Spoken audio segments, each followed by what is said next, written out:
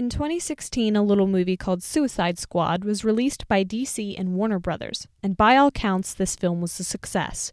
It made over $750 million worldwide, won an Oscar for Best Makeup and Hairstyling, and spawned a sequel and a spin-off. Wait. Back up. What in the James Bond was that? Let's back up. This is Harley Quinn. The way the camera sees her in this film is called the male gaze. This term was coined by the British film critic Laura Mulvey in 1975 as a way to define the perspective through which women are seen in film through a sexualized and objectified lens. And there is no better example of this than in Suicide Squad. This film follows a comic book crew of vigilantes led by Amanda Waller, Deadshot, and Harley Quinn as they attempt to save the world from a wicked witch, or as Harley summarizes it, begin a life of crime. Jump into a vat of chemicals to prove yourself to a madman. Get arrested by the Batman. Go back to jail. Get out of jail with a bomb in your neck. Save the world. Go back to jail and break out of jail before breaking up with the aforementioned madman and going out on your own. But wait a minute. Who is this Harley? This is Birds of Prey. Released in 2020 as a spin-off to Suicide Squad, the film follows Harley Quinn after her breakup with Joker as she sets out to become her own person by making friends and doing crimes? Although this story was built on the same character and born in the same Hollywood studio, the portrayal of Harley in these two films could not be more different. Let's examine why. The main differences in these films can be broken up into three categories. Our first category is the way the camera, or the filmmakers, view Harley. The male gaze, if you will. Let's take this shot. The camera starts low, focusing on Harley's stilettos before slowly snaking up her legs and cutting away just as we see the bottom of her short skirt. We don't see her face, we don't see her, we see her body. In Birds of Prey, we see this exact same shot, but the intent is entirely different. Harley is wearing cute heels, and we don't linger on her legs. The camera swoops up to show us her black trench before shifting focus to the officer at the desk. From this shot, we question, what is Harley up to? Why is she wearing this trench coat? Before we realize, oh dang, she's going to rob the place. In this shot, the camera does not just function to show us how sexy Harley is, but how important her actions are. Let's also examine the female costuming in these two films. In Suicide Squad, Harley wears one outfit the entire film. Fishnets, booty shorts, a tight shirt naming her as Daddy's Little Monster, childish pigtails, and stilettos. Imagine wearing stilettos to battle. This style of costuming is not limited to Harley. Look at the film's villain, the Enchantress. She is barely clothed in scraps of cloth that resemble little more than a bikini. Now ask yourself, what do I learn from this character's costume? That's what I thought. In Birds of Prey, Harley has cut her pigtails. She wears a practical pink sports bra, a loose white tee with her own name emblazoned across, high-waisted jean shorts, a caution tape fringe jacket, and quirky heels that she removes to quickly elude the cops. Now let's ask ourselves, what do we learn from Harley's costume? She's individualistic, she goes against the grain, and she wears things she likes, regardless of whether they please others or will flatter her body.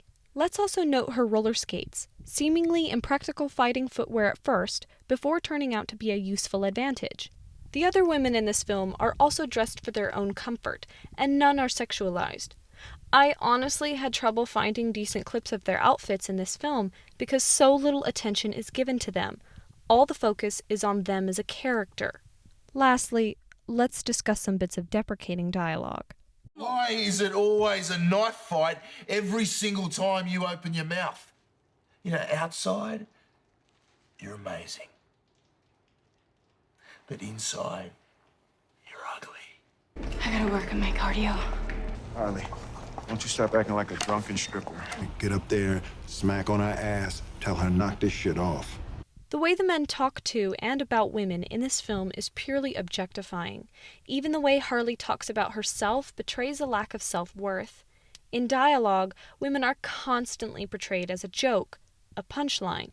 Now compare that to the dialogue in Birds of Prey. What? You are so cool. Love that fucking name, Huntress. Really? Yeah. I mean, we were amazing there. Yeah! Hell yeah. In Birds of Prey, women are verbally empowered and never self-deprecating towards themselves. When men do talk down to women, it is framed as a despicable, disgusting thing, not as a joke. The way these films treat their female characters is wildly different. One is deprecating, dehumanizing. The other is empowering. But why is this? Well, let's discuss the people who made these films. Suicide Squad was made to compete with Marvel's Avengers, and let's face it, make money. It was made by men and for men. The film Birds of Prey was the brainchild of Margot Robbie. She pitched and produced the film, bringing on a female writer and director. This film was made by women for women. Yet in the end, Suicide Squad made more money, while Birds of Prey was considered a box office flop. This was most likely due to outside factors, like the film's R rating driving away younger and older audiences, and the fact that this film was released just as COVID began to break out in the US. I'm not gonna lie, the only positive about Suicide Squad is Margot Robbie's portrayal of Harley Quinn. It was she who made the best of a shallow, over-sexualized character, taking her from eye candy to icon. She carries this amazing performance over to Birds of Prey, which is in its own right a charming film. The characters have heart, and the plot, if not a bit simple, is compelling. But I don't say all this just to advertise the film. Watch it with your brain turned on. One of the criticisms Birds of Prey received was that it isolated men, and while this point is not obvious, it is an unintended truth. I'm not saying men can't enjoy this film, but take notice how every single male character in this film is either an irredeemable villain, a sexist stereotype, or a mindless drone. Whether this was purposeful or not, I don't believe it is right to evaluate one group while putting others down. As you watch films like these in the future, keep your eyes open for the male gaze, and never let a camera tell you how to view others. Thanks for watching.